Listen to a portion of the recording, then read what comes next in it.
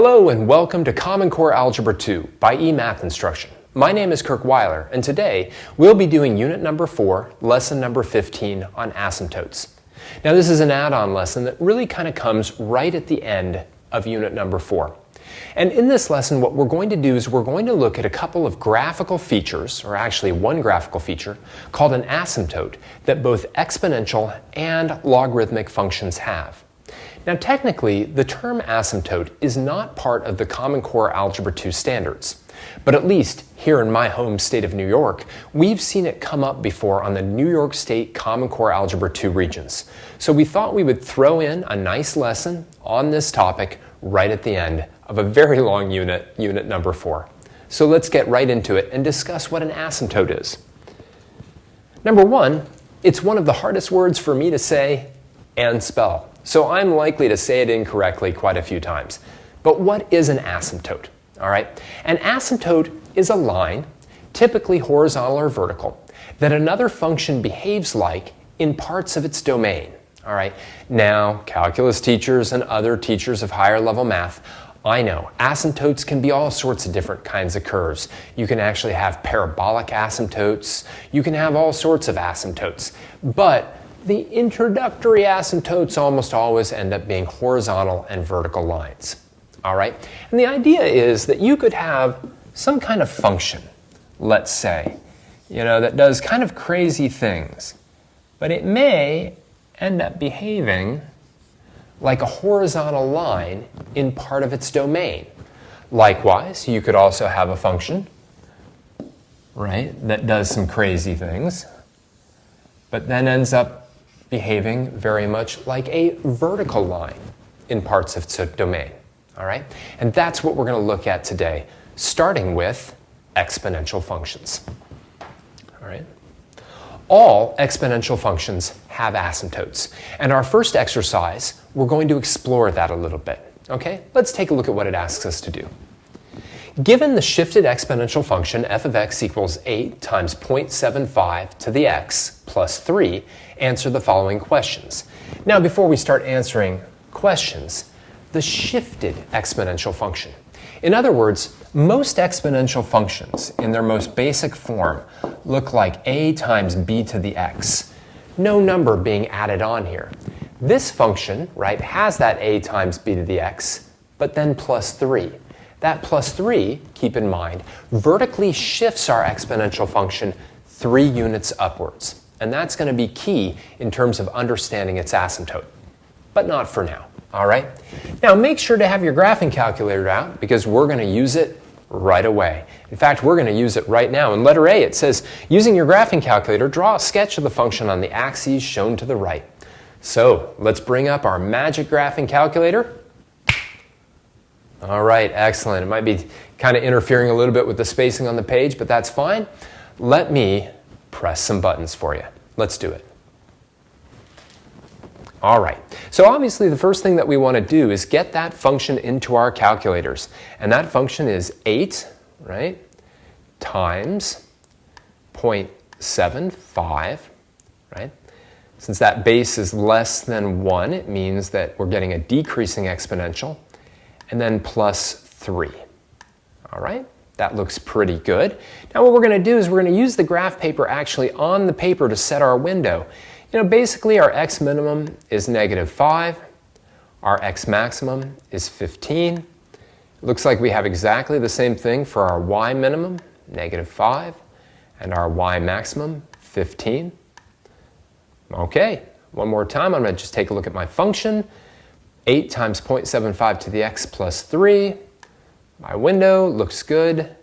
And let's take a look at the graph. Here we go. All right, looks pretty much like a normal garden variety exponential function. All right, except there's kind of a little bit of a difference. Now, let's actually sketch that graph for a moment. Okay, so it's starting kind of up here. And then it's leveling off and looking very much like a horizontal line out here. Okay, let's take a look at letter B. By examining this graph and a table in your calculator, What y value does this graph never go below? All right, to do that, we're going to go back to the graphing calculator and we're going to take a look at a table on it. So let's take a look at how we do that. All right, right now we're in the graph, but remember, we can go into our table, which is right up here, but first I'm going to go into my table setup. Now right now my table is set to start at 0 and go by ones, and that sounds completely reasonable to me. So let's go into our table and let's take a look at these y values. We start off, by the way, notice, at a y-intercept value of 11, not 8.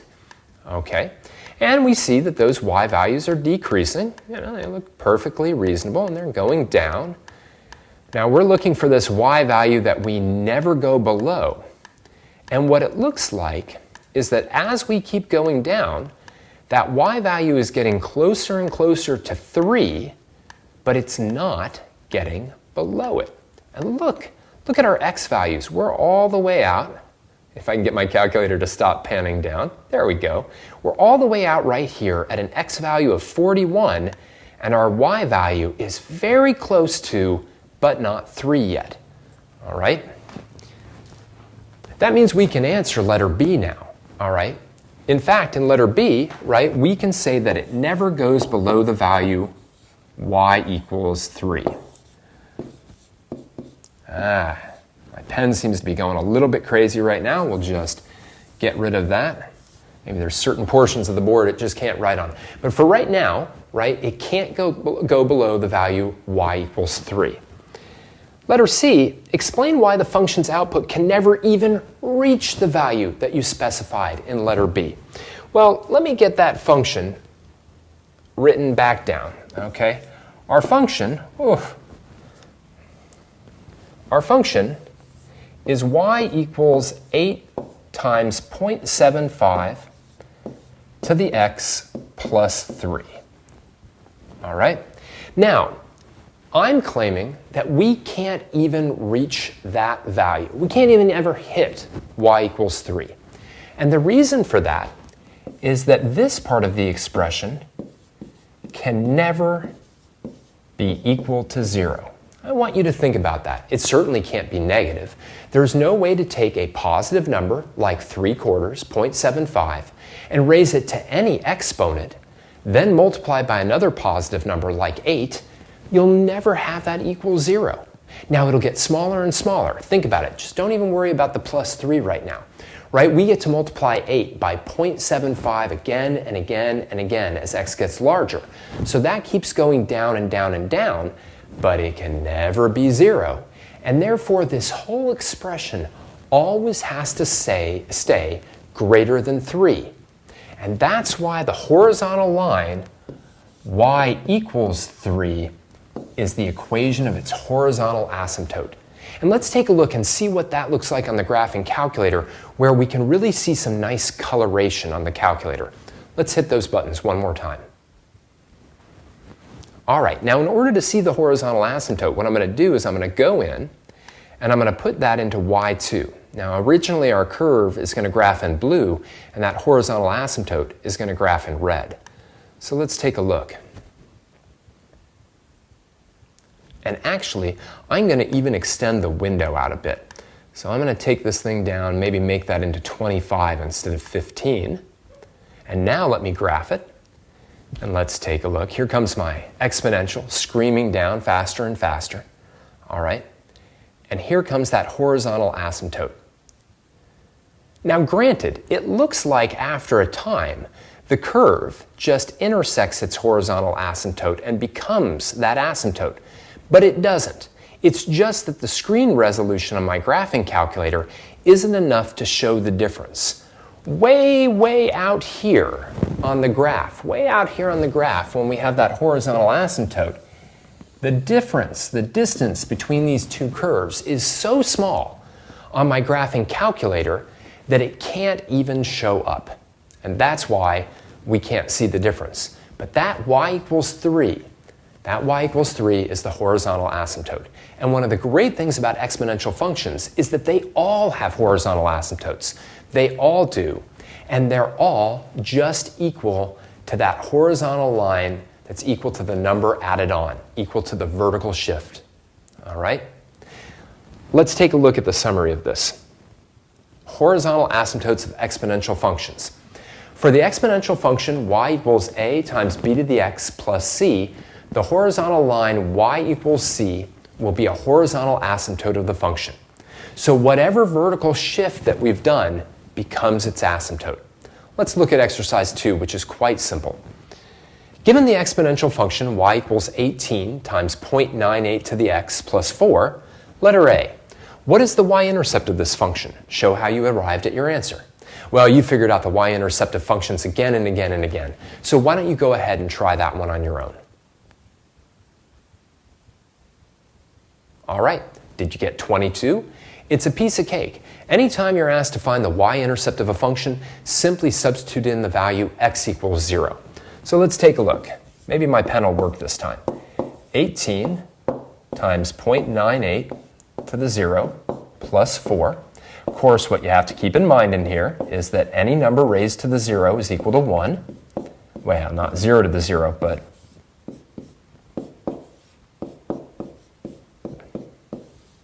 that's almost like 0 divided by 0. But here, 0.98 to the 0 is 1, so we just get 18 times 1 plus 4, or 22. So that's where my exponential starts. And again, that should make sense. If that plus 4 wasn't there, I would expect everyone at this point to look at this exponential function and say, ah, its y-intercept is 18. But once we vertically shift it 4 units upwards, then all of a sudden the y-intercept becomes 22. But what is the equation of the function's horizontal asymptote? Well, that's just y equals 4. And again, the idea behind this is now very simple. If I were to do a little hand sketch of this function, 1, 2, 3, 4, what it would mean, there's my horizontal line y equals 4, is that my function would start up here at 22, and then it would decrease until it got very, very close to here, but didn't quite touch it. All right? Decrease until it got very close, but wouldn't touch it. All right? This all stems, by the way, from the fact that a non-shifted exponential always has a horizontal asymptote of y equals 0, otherwise known as the x-axis. All right? So if that thing isn't shifted, then its horizontal asymptote just is that x-axis. But now, let's take a look at log functions. All right. If exponential functions have horizontal asymptotes, what do their inverses, logarithmic functions, have? That's how we start exercise number 3. Given the logarithmic function, y equals log base 2x and its graph, pictured below right here, answer the following questions. Now, you've graphed logarithms at this point, and if you haven't yet, then you shouldn't be watching this video. Okay? But let's take a look at letter A. What is the equation of this function's inverse, and what is the equation of this inverse's horizontal asymptote? Think about that for a minute.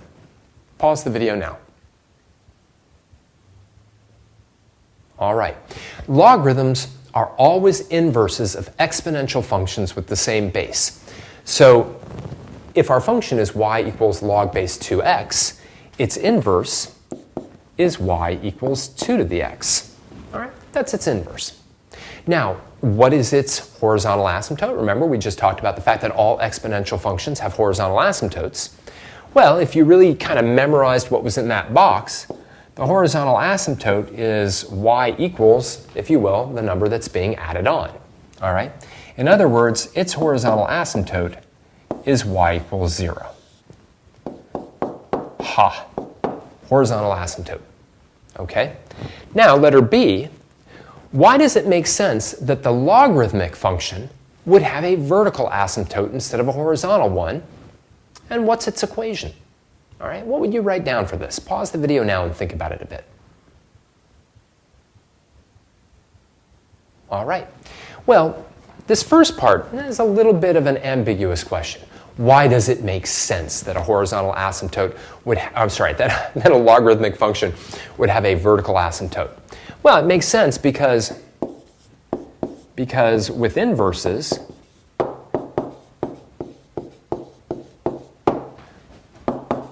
input and output, hey Red, input and output switch roles or places, all right? So what was horizontal now becomes vertical. What was a y-intercept now becomes an x-intercept. What was domain now becomes range, okay? Everything simply switches. Now, if y equals 2 to the x has a horizontal asymptote of y equals 0, y equals log base 2 of x has a vertical asymptote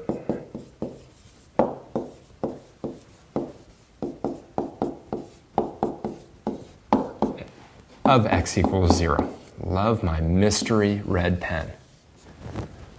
All right? X equals 0, by the way, is simply the y-axis. And you can kind of see that on this graph, right? This function is looking more and more like a vertical line as it gets very, very close to the y-axis. It stretches itself out, becomes very, very vertical, all right? And specifically looks a lot like the vertical line x equals 0, okay? So all exponential functions have horizontal asymptotes, and that horizontal asymptote depends on the function's vertical shift. Those are exponential functions. All logarithmic functions have vertical asymptotes, and those vertical asymptotes will tend to depend on a horizontal shift. Now, your just basic logarithmic function always has a vertical asymptote of x equals 0, but if it's been shifted right or left, that vertical asymptote will shift just as the horizontal asymptotes shift for exponential functions. So let's take a look at that. All right. This is basically what we just talked about. All right. Vertical asymptotes of logarithmic functions. If we have y equals log base b of x, the vertical line x equals 0 will be a vertical asymptote of this function. Now, let's try to extend it a little bit, though. Exercise number 4. Given the function y equals log base 3 of x minus 9, answer the following questions. Letter A, why won't this function have a y-intercept? I want you to take a few minutes and think about this. Well, as always, to find the y-intercept, we have to substitute x equals 0 in. So let's see what happens when we do that. Well, y would be equal to log base 3 of 0 minus 9, which would be log base 3 of negative 9. Okay, and what you should have learned, one of the many things you should have learned about logarithms, is you can't take the logarithm of a negative number. And that should make sense. Remember, what logarithms are is the power we would raise this base to get this number. But you can't raise 3 to any real number power and get negative 9. You just can't do it. So, no logs of negative numbers. Now be careful. A lot of students try to take a little bit of a shortcut with their language or their thinking, but I think it's primarily a language issue, and they'll say something like, no negative logs. Well, that's not true. Okay, there are plenty of logarithms that are negative. Okay, the log base 2 of 1/4 is negative 2. The log base 2 of 1/8 is negative 3. You can have logarithms that are negative. What you can't do is take the logarithm of a negative number. All right, but whatever. Let's take a look at letter B. What is the equation of this function's vertical asymptote, and how can you determine this? Think about it for a minute. All right. Well, the equation is going to be x equals 9. All right? And it's going to be x equals 9 because it's been horizontally shifted 9 units to the right. Now, what do I mean by it's been horizontally shifted 9 units to the right? Well, if we had the function y equals log base 3 of x, this thing would have a vertical asymptote of x equals 0. An unshifted logarithmic function will always have a vertical asymptote of x equals 0. All right? But this one, right, is a rightward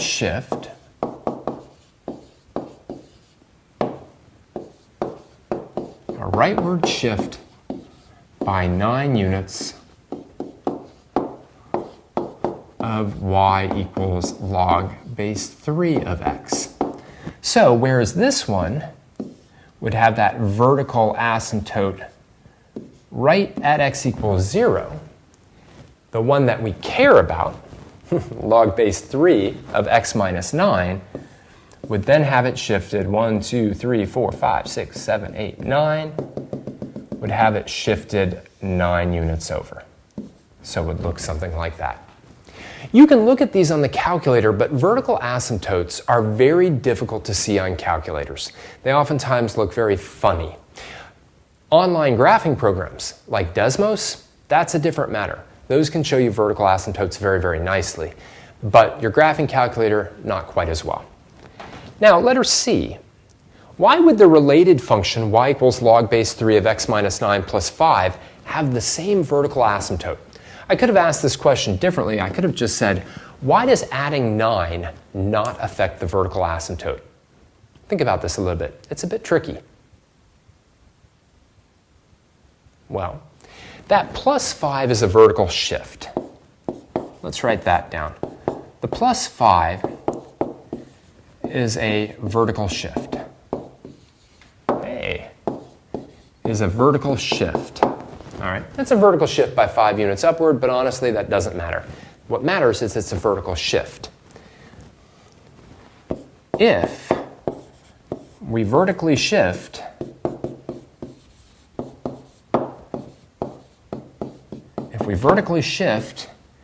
a vertical line, it does not change. Think about that for a second. Right? If we have this vertical line, forget about the logarithmic function. If we have this vertical line out here at x equals 9, and I simply take it and shift it 5 units up or 5 units down, it's exactly the same line. So when you vertically shift a logarithmic function, it does not change the vertical asymptote. Likewise, when you horizontally shift an exponential function, it doesn't change the horizontal asymptote either. All right? Let's take a look at a final exercise and see how this all works out. Okay, in the final exercise, real piece of cake, exercise 5, for each of the following functions listed below, state what type of asymptote it has and give its equation. All right? See what you've understood from the lesson right now, pause the video, and try these problems.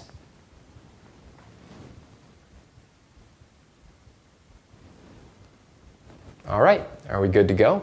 Now, first key. Any exponential function will have a horizontal asymptote. Any logarithm function will have a vertical asymptote. So when we look at this first function, this is a shifted exponential. So this will have a horizontal asymptote.